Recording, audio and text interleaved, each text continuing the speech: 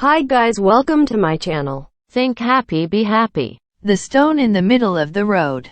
One day, a king decided to test his people. He wanted to know whether his people had a sense of responsibility or not. So one early morning, he disguised himself and set out to wander the streets of his kingdom. When he reached the main road, he put a gold coin and a letter in the middle of the road and placed a big stone on them.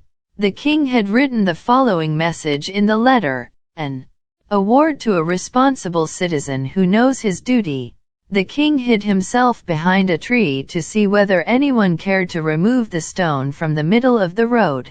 After a while, a milkman came down the road. He had a can of milk with him and he was so busy singing that he did not notice the stone lying in the middle of the road. The milkman stumbled over the stone and spilled the milk. The milkman lost his temper and grumbled, "Which fool has put such a big stone in the middle of the road?" Cursing the person who had put the stone there, the milkman went his way. Though he had suffered a loss due to that stone lying in the middle of the road, he did not take the trouble to remove it from there. Chip clop, clip clop. A coach came down the road. The coachman was merrily singing a song and he did not notice the stone in the middle of the road. One of the wheels of the coach hit against the stone and the coach almost overturned.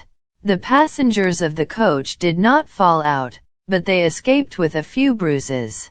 Coachman shouted, "How irresponsible the angry the people of this city are! They never think of others. If I catch hold of the heartless man who has put the stone here, I will certainly break his bones."